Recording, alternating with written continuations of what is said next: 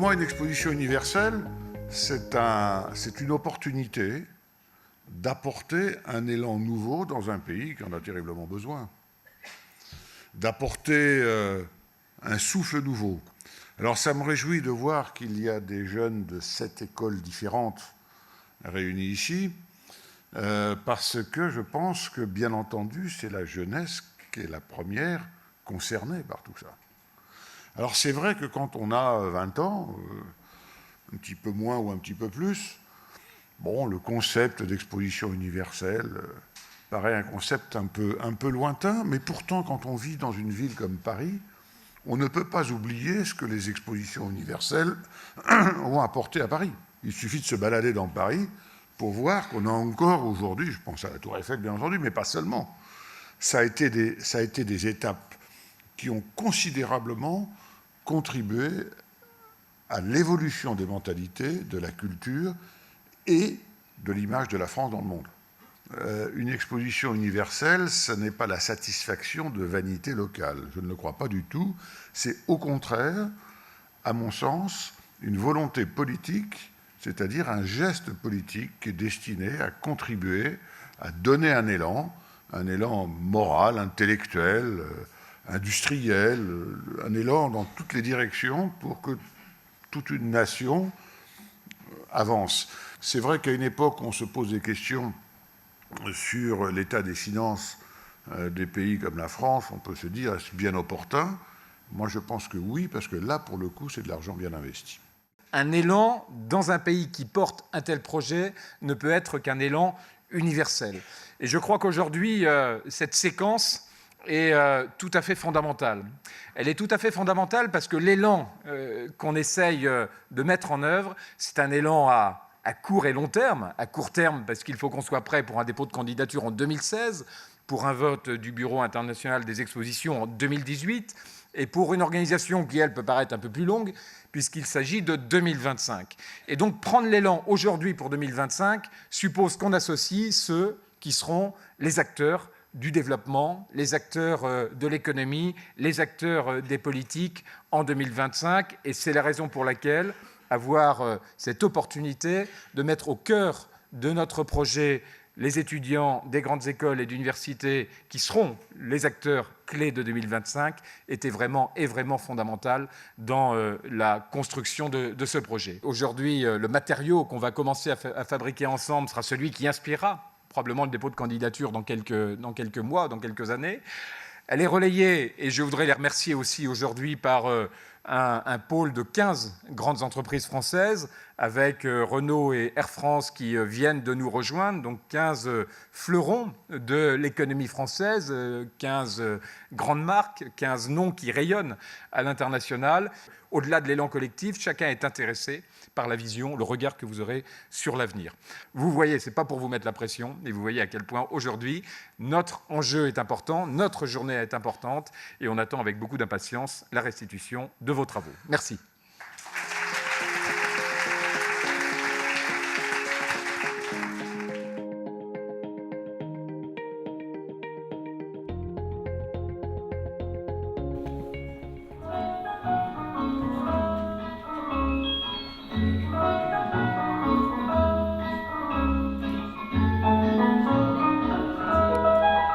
Adossé à l'Université Paris-Sorbonne, le CELSA est la grande école en communication et en sciences humaines.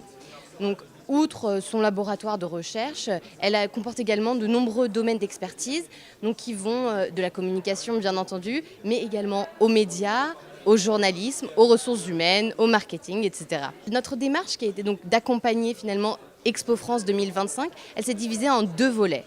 Le premier volet qui a été une recherche de plusieurs mois sur l'étude de l'Expo universelle. Qu'est-ce qu'elle a signifié par le passé, et pour se baser dans tout ça dans un contexte qui était concret, un contexte qu'on pouvait bien appréhender, et afin d'avoir des recherches qui finalement permettaient de déminer le terrain et bien appréhender cette notion d'universalité. Le deuxième volet que nous avons proposé constitue en fait des recommandations plus pratiques, donc d'actions communicationnelles à destination d'un usage qui peut être immédiat jusqu'à 2016. Et donc finalement, ces actions de communication concrètes sont destiné à mettre en lumière, rehausser, faire scintiller la candidature de la France à l'exposition universelle.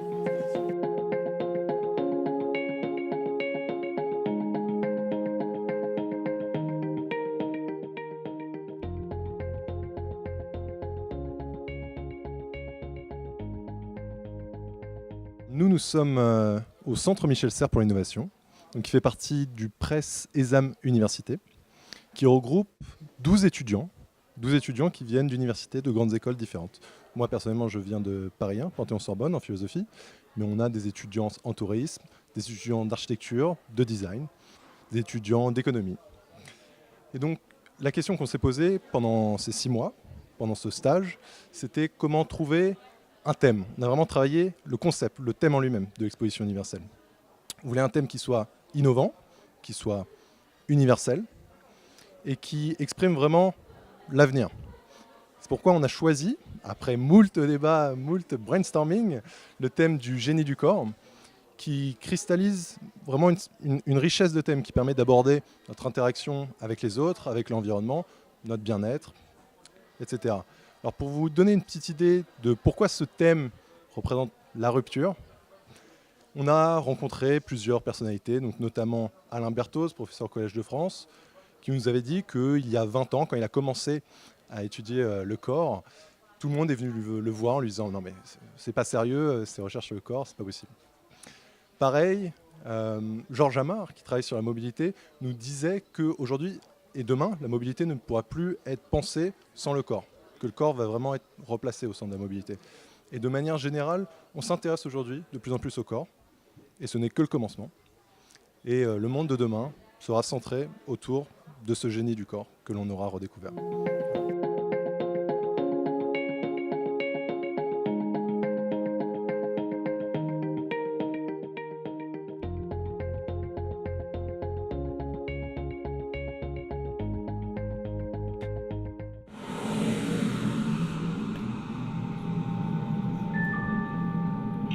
Alors, je fais partie de l'école PSIA, donc la Paris School of International Affairs, qui est un élément de Sciences Po Paris.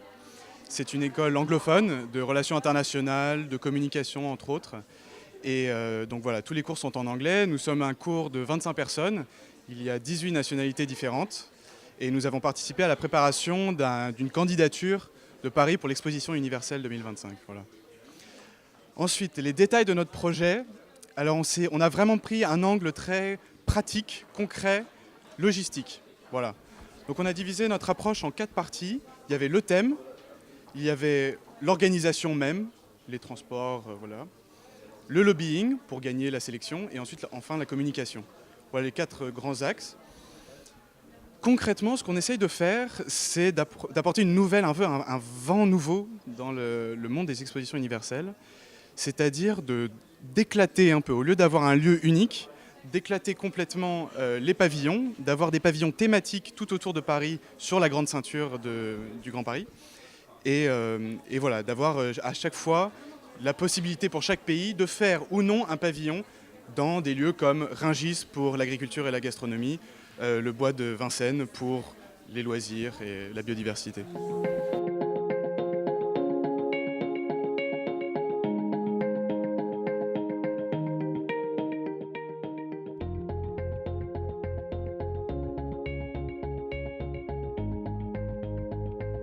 Dans le cadre de la candidature de Paris pour l'exposition universelle de 2025, l'Université Paris 1 Panthéon-Sorbonne a constitué des groupes de recherche au sein de l'IREST, Institut de recherche et de hautes études sur le tourisme, et l'UFR 04 d'art plastique sur les thèmes de l'hospitalité et des hétérotopies. L'IREST a proposé notamment des parcours artifiés au sein de l'espace urbain, ce qui coïncide avec certains de nos projets personnels.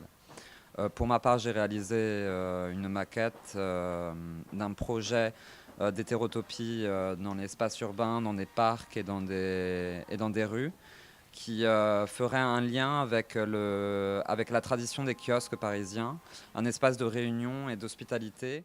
Nous avons travaillé sur plutôt le domaine de la littérature, qui est un domaine qui, pour la France, est très important. Et nous avons choisi de de l'offrir à l'étranger en prenant des citations et en les inscrivant au sol dans le décor parisien, en choisissant principalement les lieux touristiques. Concernant mon projet, j'ai surtout voulu faire questionner les personnes sur les objets du quotidien, c'est-à-dire sur leur fonctionnalité. C'est pour ça que j'ai voulu aller à contrario un peu de cette idée-là, de ce principe, donc de rendre des projets de faire des projets afonctionnels. Par exemple, pour le projet d'Expo France 2025, j'ai réutilisé des tables et des chaises que j'ai transposées dans des lieux publics par rapport aux bancs ou les chaises d'attente dans les aéroports. Ce qui fait que ces chaises afonctionnelles justement vont permettre de faire subir le doute en quelque sorte et la curiosité auprès des personnes tentant de les utiliser parce qu'elles seront impossibles justement à utiliser, elles seront afonctionnelles.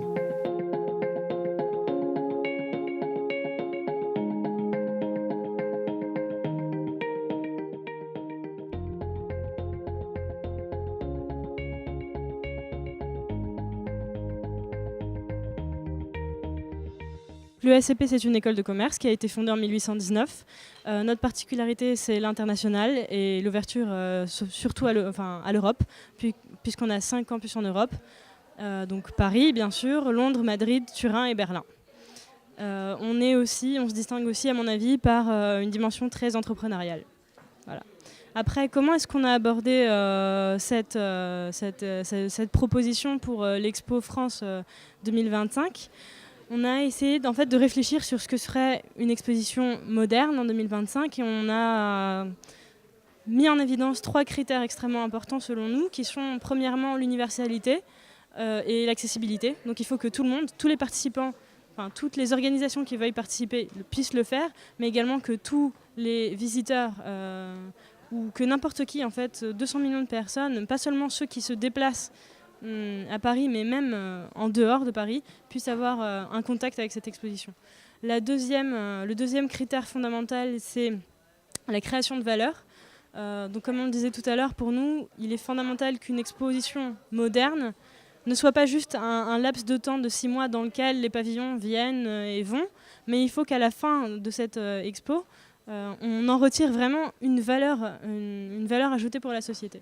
Et le troisième critère qu'on retenait important, c'est celui de la participation et de l'activité. Tous les visiteurs doivent être acteurs, mais aussi les participants doivent être acteurs. Et il faut absolument, pour une expo moderne, à notre avis, cette dimension de participation et de participation et d'être acteur.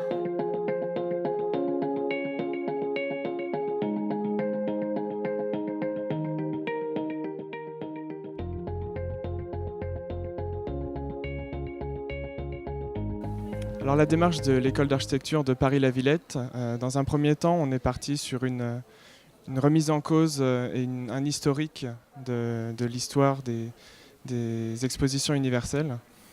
On a tiré des points forts et des points faibles et on propose une démarche innovante. Notre thématique 9 milliards en 2050, explorons nos énergies. C'est l'ambition de proposer des réponses à des solutions locales sur un grand territoire et de répondre à des enjeux d'avenir qui soient fédérateurs pour une coopération internationale. Notre démarche, à partir de ces points communs, a abouti à 2 propositions. Une première proposition qui s'implante entre les 2 aéroports internationaux, qui sont les portes d'entrée de cette exposition universelle. Et une deuxième implantation qui dessine 2 cercles concentriques autour de Paris qui sont attachés au réseau de transport ferroviaire pour le premier cercle extérieur et sur les grands boulevards parisiens pour le cercle intérieur. Notre volonté pour cette exposition universelle est de mettre en avant la coopération de tous les acteurs qui seront invités sur le Grand Paris. Donc que ce soit les acteurs internationaux, tous les pays qui sont invités. On implique beaucoup les régions françaises et avant l'exposition, on implique beaucoup les habitants et tous les acteurs locaux des territoires pour vraiment attacher tout ce qui sera fait pendant l'exposition au territoire et le rendre au quotidien des habitants après l'exposition.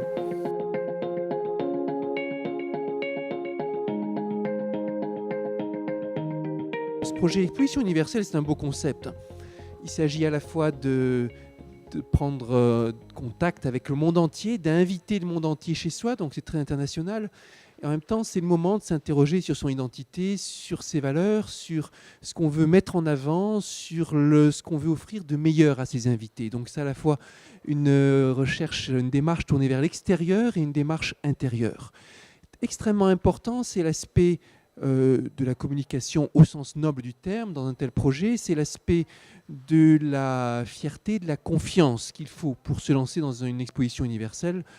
Un projet, c'est quelque chose qui soude, qui fédère. On sait bien que c'est en travaillant ensemble qu'on ressoude les choses. Et dans un contexte marqué par l'autodénigrement français, marqué par l'amorosité, se serrer les coudes et se mettre ensemble sur un beau projet comme celui-ci, c'est quelque chose qui m'a séduit. Et puis, il y avait ce mélange dans le projet qu'on a très bien retrouvé aujourd'hui dans les présentations des étudiants, ce mélange de vision à long terme, parce que 2025, c'est si loin, il faut se projeter, imaginer, parfois même anticiper les technologies qui n'existent pas encore. Et en même temps, le travail qui est fait de repuiser dans son histoire, dans ce qui existe déjà, la force, réinvestir. Mon engagement il est évident. On n'a qu'à se balader dans Paris, regarder ce que nos ancêtres ont fait en 1900, quand il y a eu la dernière grande exposition à Paris, et de se projeter dans le futur en se disant que nous, peut-être, on a aussi une chance, avec d'autres moyens, peut-être d'une façon plus globale, de laisser une marque aussi importante que celle que nos ancêtres donc ont laissée. Je trouve que c'est un accélérateur de pensée, d'énergie, de vision, et qu'on ne peut absolument pas, en aucun cas, passer à côté. Voilà. Donc chaque présentation a été un temps fort, en ce sens que chaque présentation avait plusieurs idées fortes qui, pour nous, ont été très utiles. Ça a commencé avec le CELSA, avec l'idée d'une charte des valeurs. Je crois que ça peut être un élément socle tout à fait intéressant. Après, les arts et métiers avec un thème très particulier et très bien décliné. Ensuite, chaque école a continué sur le même registre avec des partis pris, soit sur la forme, soit sur le fond, soit sur un thème, soit sur des flux, soit sur les mobilités. Et de ce point de vue, la journée pour nous est extrêmement riche en termes de retour.